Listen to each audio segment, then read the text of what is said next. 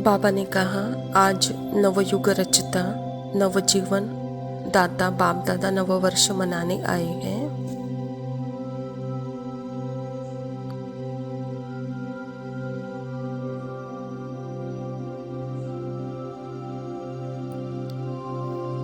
नवयुग मतलब सत्य का युग। सत्य मीन्स कांस्टेंट, निरंतर। सत्य मीन्स स्टेबल, स्थिर। सत्य मीन्स कंप्लीट, संपूर्ण। सत्य मीन्स एक रस, अखंड। यह है सत्य का युग।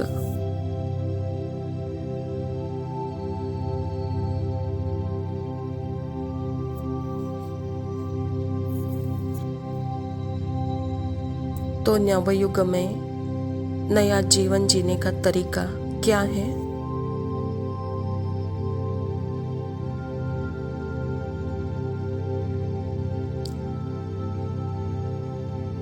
अभी बाबा के साथ है।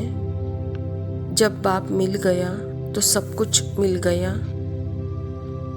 बाप दादा कहते हैं कि प्राप्तियों की लिस्ट तो बहुत लंबी है। सार रूप में अप्राप्त कोई वस्तु नहीं जो जीवन में चाहिए।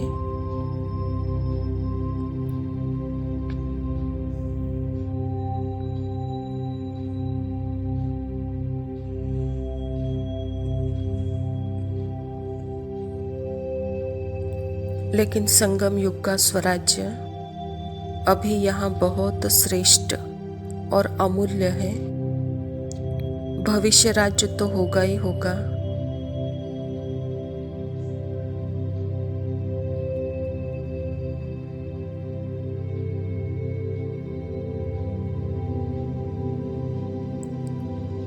बाबा बोलते हैं, तुम संगम युग में शिव की शक्ति हो। मतलब शिव मतलब स्टिल। शिव को स्थिर बिंदु माना जाता है, जो परिवर्तन के बीच में रहते हुए भी स्थिर है।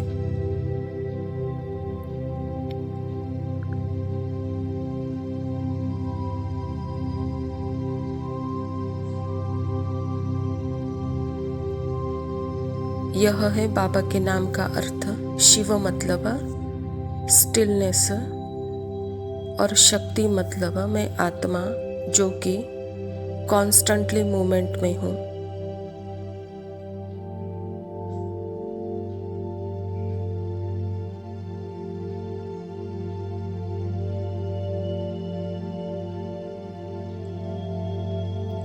तो बाबा मुझे बोलते हैं कि तुम मुझे अपना साथी बना लो,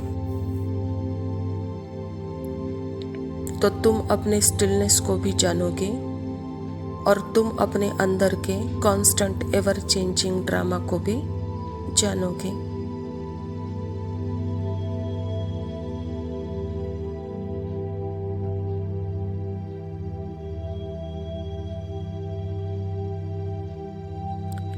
बाबा जैसे क्राइस्ट के बारे में बताते हैं, तो एक बार क्राइस्ट से पूछा गया कि आपके बारे में बताओ, तो उन्होंने कहा, मैं मूवमेंट भी हूँ और मैं स्टिलनेस भी हूँ।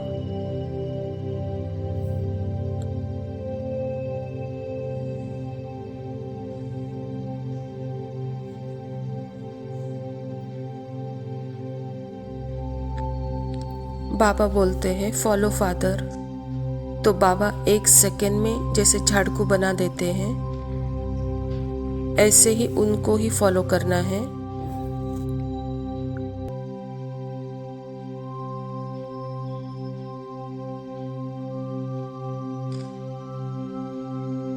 मैं यह भी देखती हूँ कि मैं भी आत्मा शिव की शक्ति हूँ, स्टिलनेस हूँ। मैं बाबा के साथ अपनी स्टिलनेस को, जो कि मुझे बाबा मेरे स्टिलनेस को बताता है, तो मेरे एवर चेंजिंग जो मेरे अंदर का जो ड्रामा है, संकल्पों का, संस्कारों का, वो भी मुझे पता चलता है।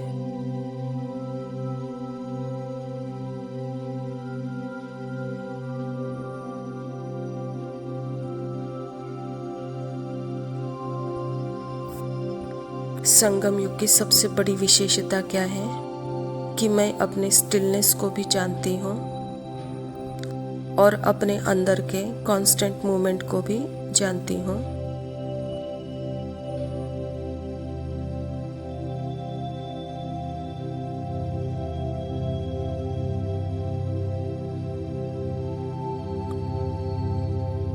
मैं संगम में अपने उस एक रस सत्य को भी जानते हुए अपने अंदर के एक डुअलिटी को भी, जो मन का खेल है, उसको भी मैं देख सकती हूँ, दोनों कर सकती हूँ।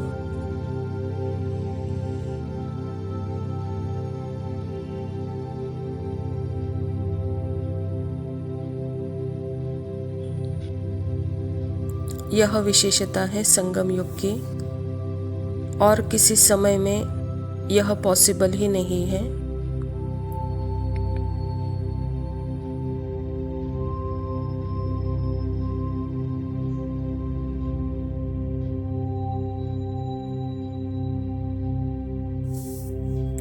संगम खत्म मतलब यह स्मृति जैसे कि एक टाइम ऐसा आएगा ड्रामा में जो पता भी नहीं चलेगा उसको कब अपने उस स्टिलनेस को भूलकर अपने ही मोमेंट में, उसके रंग में, उसके मोमेंट में, मोमेंट के रंग में रंगती जाएगी आत्मा।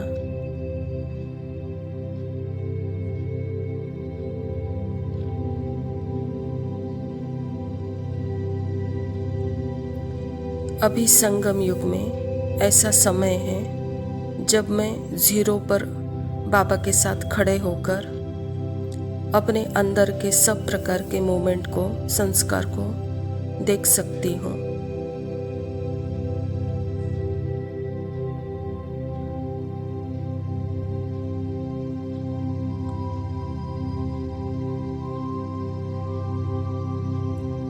मैं अभी ही देख सकती हूँ बाप दादा के साथ मैं जो हूँ एकदम स्टिल पॉइंट, बाबा जैसी हूँ, बाबा समान हूँ।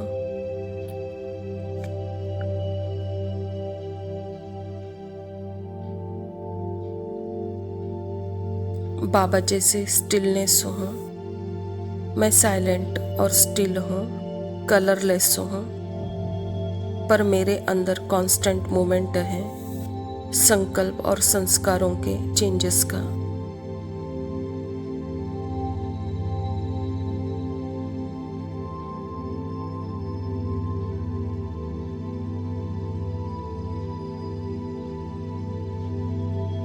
पर बाबा क्या कहते हैं, तुम मुझ पर अटेंशन दो तो उससे क्या होगा, हमारा जो मोमेंट है, कांस्टेंट एक्टिविटी है कि आत्मा उससे अपनी पहचान नहीं बनाएगी।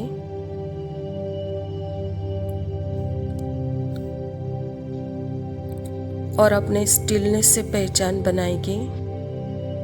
अगर सिर्फ मैं बाबा को देख रही हूँ तो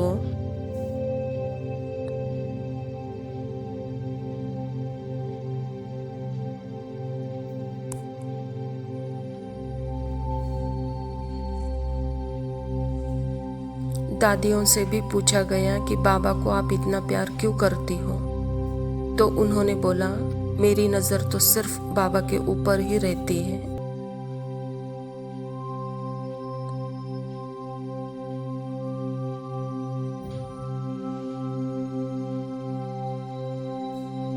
मतलब वो अपनी स्टिलनेस से अपनी पहचान बना के रखती है।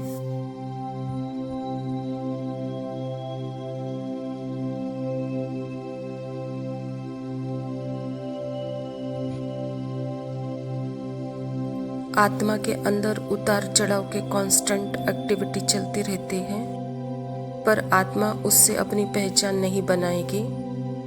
यह बहुत क्लियर होगा बाबा के साथ।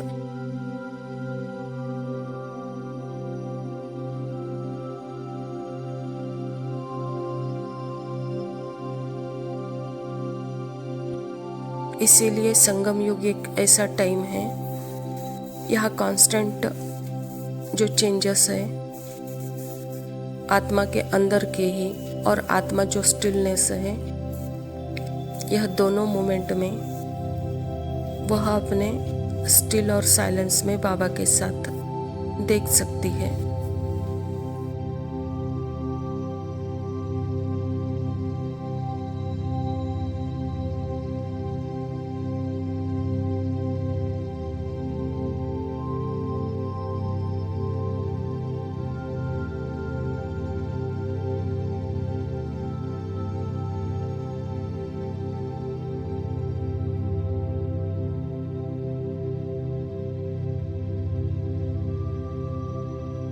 ओम शांति। प्रातः मुरली बाप दादा मधुबन।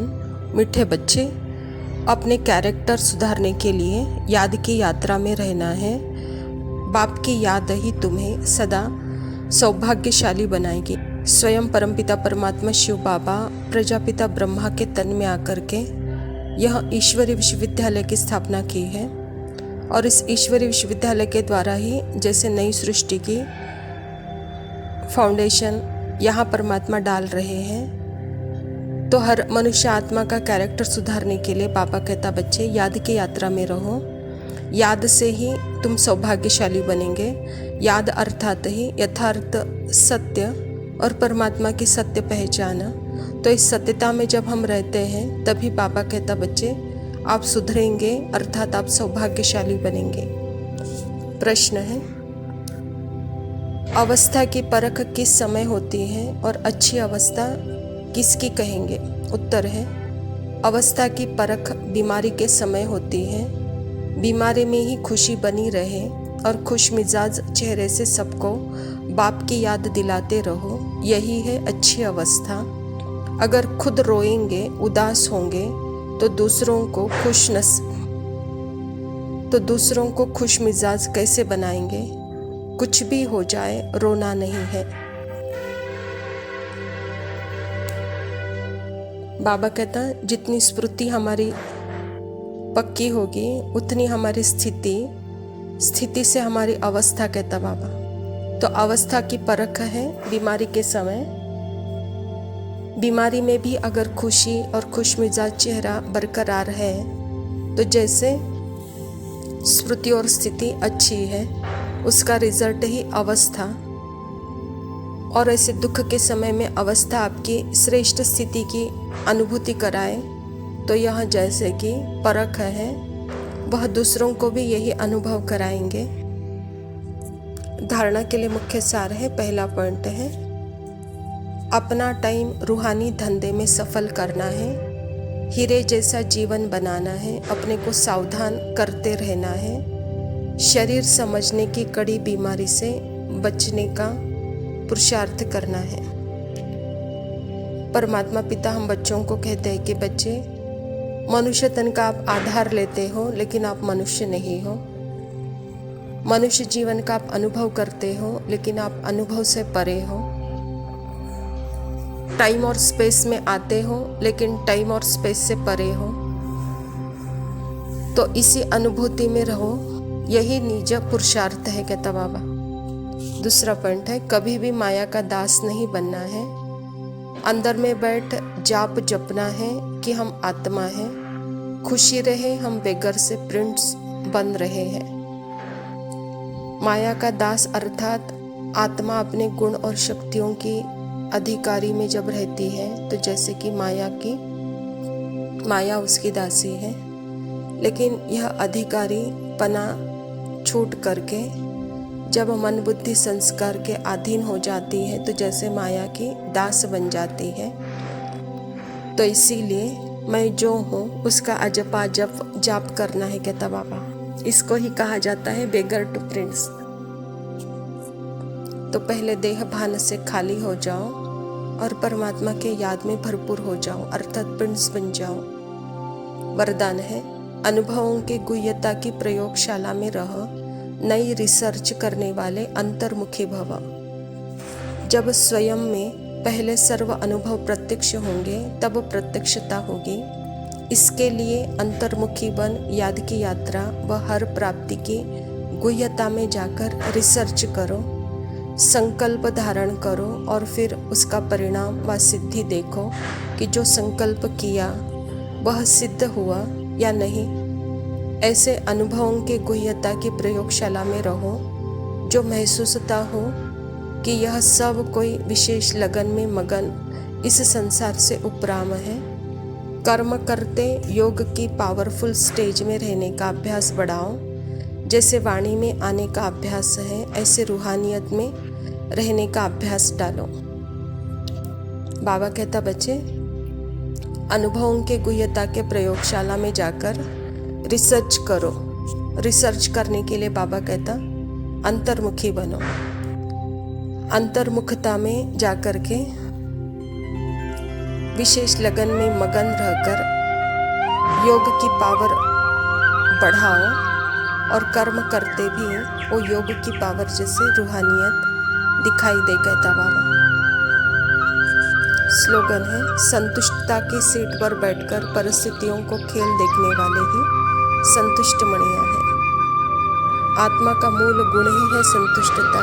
तो बाबा कहता, बच्चे अपने सीट पर सेट होकर परिस्थितियों का खेल देखो, कहता बाबा। अच्छा, मीठे मीठे सिकिलते बच्चों प्रति माता पिता बाप दादा का याद प्यार और गुड मॉर्निंग। रूहानी बाप की रूहानी बच्चों को नमस्ते। हम रूहानी बच्चों की रूहानी बाप पिता बाप दादा को याद प्यार और नमस्ते। लव यू बाबा, शुक्रिया। ओम शांति।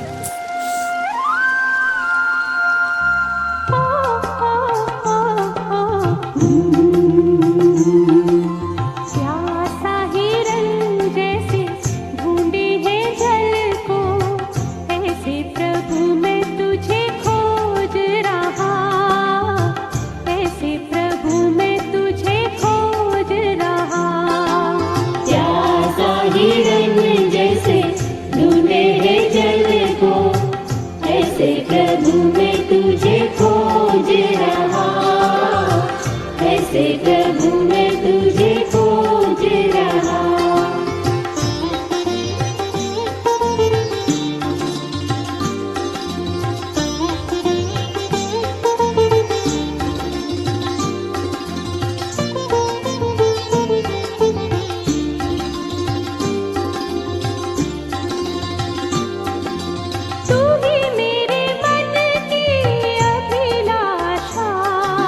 तू ही मेरे मन की अभिलाषा, तेरी पूजा निस दिन करता रहूं मैं, तेरी पूजा निस दिन करता रहूं।